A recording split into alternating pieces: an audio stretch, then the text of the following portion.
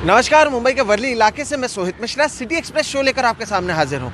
Show की शुरुआत हम करेंगे आयकर विभाग की ओर से हुए छापेमारी की खबर के साथ, क्योंकि फिल्मकार अनुराग कश्यप और अभिनेत्री तापसी पन्नू के घर पर जो इनकम विभाग की छापेमारी चल रही थी वो फिलहाल खत्म हो चुकी है।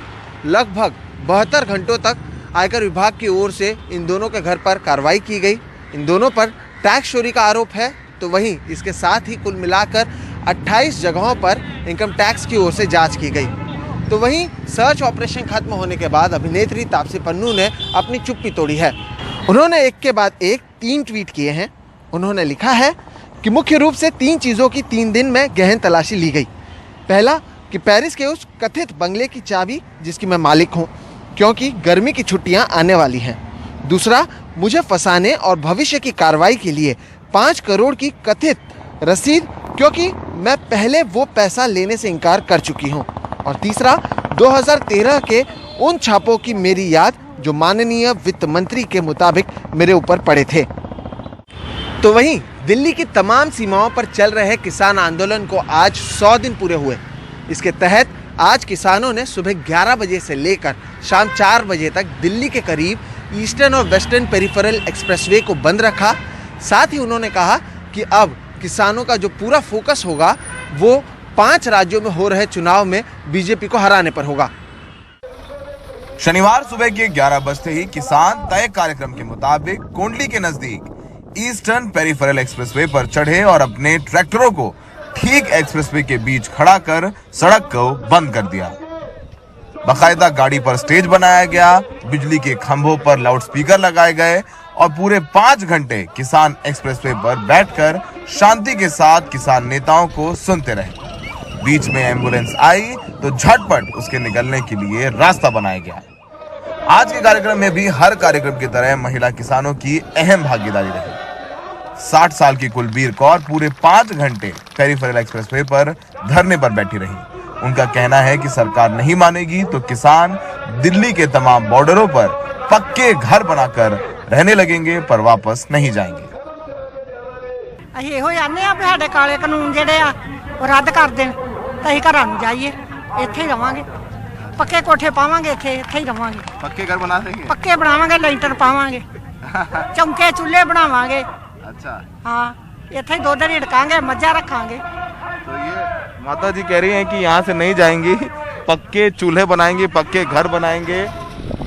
उधर गाजियाबाद के नजदीक ईस्टर्न पेरिफेरल पर पुलिस काफी मुस्तैद रही, लेकिन चक्का जाम के दौरान किसानों की तादाद कम दिखी। ग्रेटर नोएडा के सिरसा पर ही मुट्ठी भर किसान ईस्टर्न पेरिफेरल को बंद करवाने के दौरान दिखे। खुद राकेश टिकैत मुजफ्फरनगर में ट्रैक्टर रैली में व्यस्त रहे और यहाँ नहीं पहुंचे। हमें ये भी सुबह बताया गया था कि राकेश टिकैत खुद यहाँ पर आकर चक्का जाम का नेतृत्व करेंगे, तो यहाँ पर वो तादाद किसानों की हमें नहीं दिखी। यानी छुटपुट तरीके से जो है वो किसानों ने चक्का जाम करने की कोशिश की अपने अपने क्षमता के मुताबिक। किसानों का कहना है कि अब उनका अगला पड़ाव 5 चुनावी राज्यों में होगा, जहां वो पूरा जोर बीजेपी को हराने में लगाएंगे। अगर बीजेपी सुनेगी नहीं, इतनी गंदी पार्टी को कैसे हम चाहेंगे दोबारा फिर राज के लिए लोगों में आए। पॉलिटिसाइज उनके लिए हो गया। हम सिर्फ बीजेपी का विरोध करने जा रहे हैं, हम किसी पार्टी की सपोर्ट के लिए नहीं जा रहे। हम कह रहे हैं कि सिर्फ बीजेपी को वोट मत डालो और किसी भी पार्टी को जिसको आप ठीक समझते हो वोट। उधर कृषि मंत्री नरेंद्र सिंह तोमर सरकार का रुख दोहरा रहे हैं। कहते हैं कि इस आंदोलन से किसी का भला नहीं होने वाला। आज जो आंदोलन चल रहा है वह आंदोलन किस तरह से किसान का भला कर सकता है, इस बात पर कोई बात करने को तैयार नहीं है। 100 दिन पूरे हुए हैं और इसको लेकर के किसान ये आंदोलन कर रहे हैं कि एमपी बंद किया है। सांकेतिक तौर पर आगे और भी कॉल दिए जाएंगे, लेकिन किसानों का कहना है 5 राज्यों में जाएंगे और वहां पर जाकर के बीजेपी का विरोध करेंगे। वो लोगों से किसी को वोट देने के लिए नहीं कहेंगे, वो कहेंगे कि आप जाइए वोट करिए, किसी को भी वोट करिए, किसी पार्टी को भी वोट करिए, पर बीजेपी को वोट मत करिए। सहयोगी राकेश सिंह के साथ ईस्टर्न पेरिफेरल एक्सप्रेसवे से सौरभ शुक्ला, एनडीटीवी इंडिया। तो वहीं किसान आंदोलन को और तेज करने के लिए मुजफ्फरनगर के रामराज से ट्रैक्टर रैली निकली है। ये ट्रैक्टर रैली उत्तराखंड होते हुए बरेली के रास्ते 27 मार्च को गाजीपुर बॉर्डर पहुंचेगी। रैली की शुरुआत किसान नेता राकेश टिकैत ने की। पत्रकारों से बात करते हुए उन्होंने कहा कि प्रशासन ने घर घर जाकर किसानों को रोकने की कोशिश की थी। उत्तराखंड को होती हुई पीलीभीत से उत्तर प्रदेश के बहुत से जिले इसमें रहेंगे और इसमें कई बड़ी बड़ी मीटिंगें भी इसमें होंगी रास्ते में, और ये 27 तारीख को ये गाजीपुर पहुंचेगी। अच्छा, इस उद्देश्य क्या है इस करार? अरे उद्देश्य तो ये है कि एक तो पता चल जाएगा प्रशासन का वो छेड़खानी कर रहा, कुछ नहीं कर रहा, उसका पता चलेगा। जैसे यहाँ पे है घर घर जाकर ट्रैक्टर रोके इन्होंने, तो पता चलेगा ना कि अभी प्रशासन का दिमाग ठीक नहीं है, आगे करना पड़ेगा ठीक। क्या रणनीति बनाई जा रही है आगे आंदोलन को लेकर? रणनीति है, गाजीपुर पर चल रहा हमारा वो आंदोलन। 100 दिन आंदोलन को हाँ हो गए तो अगले साल ही सर्दी तक जाएगा निपटा का मामला। पश्चिम बंगाल विधानसभा चुनाव के लिए बीजेपी की ओर से पहली लिस्ट जारी की गई है और पार्टी ने कुल 57 उम्मीदवारों के नामों का ऐलान किया है। लेकिन सबसे बड़ी खबर यह है कि बीजेपी ने नंदीग्राम से शुभेंदु अधिकारी को टिकट दिया है, यानी उनका मुकाबला अब मुख्यमंत्री ममता बनर्जी से होगा। नंदीग्राम शुभेंदु अधिकारी का गढ़ रहा है और ममता बनर्जी की सियासी सफलता भी यहीं से जुड़ी हुई है। भूमि अधिग्रहण के खिलाफ आंदोलन के जरिए ही उन्होंने लेफ्ट की सरकार को उखाड़ फेंका था। जो रेस्पॉन्सिबिलिटी मिला उसको मैं निभाऊंगा और भारतीय जनता पार्टी का कमल का निशान नंदीग्राम में और पूरा बांग्ला में दिलाने के लिए मैं काम कर रहा हूँ। क्या आप सीएम पद के लिए दावेदार होंगे अगर इलेक्शन जीत गए? बीजेपी में इस तरीके से कोई इंडिविजुअल डिसीजन ओपिनियन नहीं होता। मैं पार्टी का अनुशासित सिपाही हूँ। इस बार चुनाव पूरे टीम के नाते हम सब लोग काम कर रहा है। पार्टी का जो सिस्टम होता है पार्टी तैयार करेगा। नंदीग्राम से श्री शुभेंदु अधिकारी जो पहले टीएमसी सरकार में मंत्री भी थे, वह वहां से नंदीग्राम से चुनाव लड़ेंगी। पार्टी ने उनको प्रत्याशी बनाया है। परिवर्तन की लहर चल रही है, सत्ता परिवर्तन की लहर है और वह लहर कुशासन भ्रष्टाचार के खिलाफ है, ममता सरकार के तानाशाही रवैये के खिलाफ है और जंगल राज के खिलाफ है। वहां के लोग, पश्चिम बंगाल के आम जनमानस, वह केंद्र सरकार के साथ चलना चाहते हैं। वह नहीं चाहते कि वहां के मुखिया जो है मुख्यमंत्री केंद्र सरकार से झगड़ा करे, झगड़ालू सरकार नहीं चाहते। इसलिए सबने तय किया है और ऐसा माहौल है कि भारतीय जनता पार्टी 200 से अधिक सीट जीतेगी, 2/3 बहुमत के साथ 2 महीने के अंदर सरकार बनाने जा रही है। तृणमूल कांग्रेस के पूर्व सांसद दिनेश त्रिवेदी आज बीजेपी में शामिल हो चुके हैं। बीजेपी अध्यक्ष जेपी नड्डा की मौजूदगी में उन्होंने पार्टी की सदस्यता ली। इस मौके पर उन्होंने कहा कि बीजेपी में शामिल होना उनके लिए स्वर्णिम पल है। इसका उन्हें काफी दिनों से इंतजार था। उन्होंने कहा कि एक खास पार्टी में खास लोगों की ही सेवा होती थी। उन्होंने कुछ दिन पहले ही राज्यसभा की सदस्यता से राज्यसभा की कार्रवाई के दौरान ही अचानक इस्तीफा दे दिया था। देश के दूसरे राज्यों की तरह राजधानी दिल्ली का भी अपना शिक्षा बोर्ड होगा। दिल्ली कैबिनेट की बैठक में इसे मंजूरी दी गई है। मुख्यमंत्री अरविंद केजरीवाल ने इसका ऐलान किया है। 2021-22 में कुछ स्कूलों में नए बोर्ड के तहत पढ़ाई होगी। फिलहाल दिल्ली में केवल सीबीएसई और आईसीएसई बोर्ड हैं। इस मौके पर अरविंद केजरीवाल ने कहा कि उनके 3 लक्ष्य हैं जो नया बोर्ड पूरा करेगा।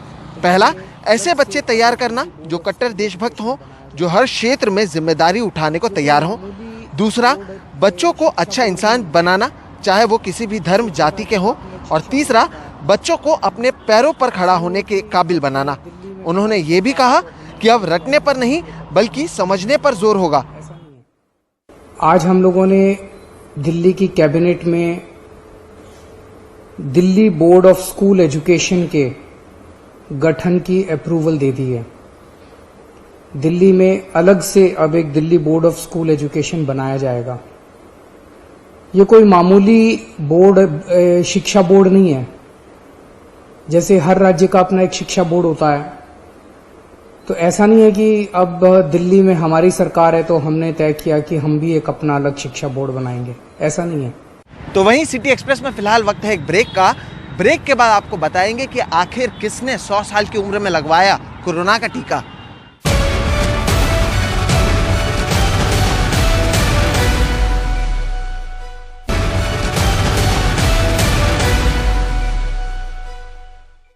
साल 1921 में जन्मी एक 100 साल की महिला ने कोरोना की वैक्सीन ली है। इस महिला का नाम प्रभावती है। इन्होंने बीकेसी के कोविड सेंटर में कोरोना की वैक्सीन ली।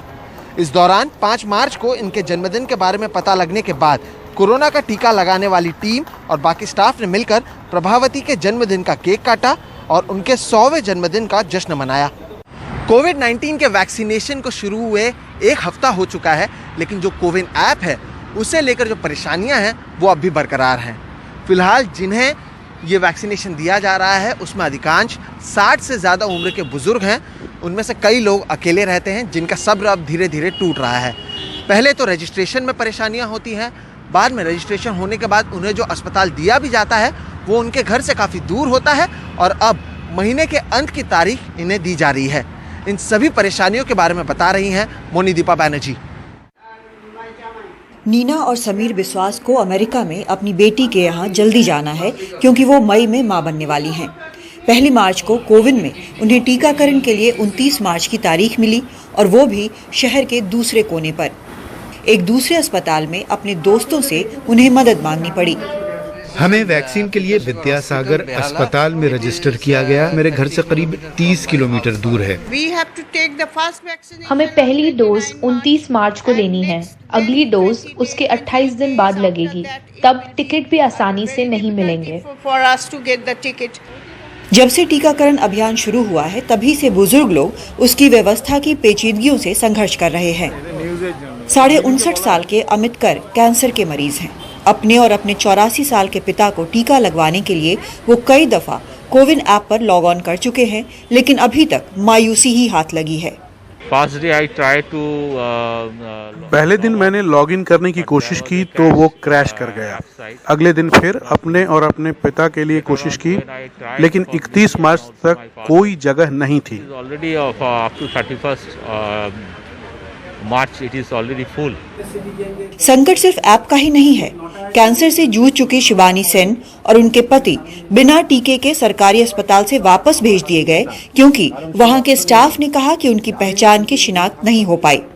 हालांकि ये कोविन पर रजिस्टर्ड थे। 3.5 घंटे बाद हमें वापस आना पड़ा क्योंकि इसमें बहुत ज्यादा बद इंतजामी है और किसी को पता ही नहीं कि क्या करना है। हम टीका लगवा ही नहीं पाए। पता नहीं अब कब लगेगा। अस्पताल वालों ने लगभग धक्के मारकर हमें निकाल दिया। मैंने बहुत अपमानित महसूस किया। बुजुर्गों को ऐसी दिक्कतें न आए और टीकाकरण कामयाब हो, इसके लिए और इंतजाम करने की जरूरत है। कोलकाता से मोनीदीपा बैनर्जी की रिपोर्ट, एनडीटीवी इंडिया। तो वहीं सिटी एक्सप्रेस में आज फिलहाल इतना ही। आप मुझे, मेरे वीडियो जर्नलिस्ट राजेंद्र दयालकर और हमारी पूरी टीम को दीजिए इजाजत। देश और दुनिया की बाकी खबरों के लिए आप देखते रहिए एनडीटीवी इंडिया। नमस्कार।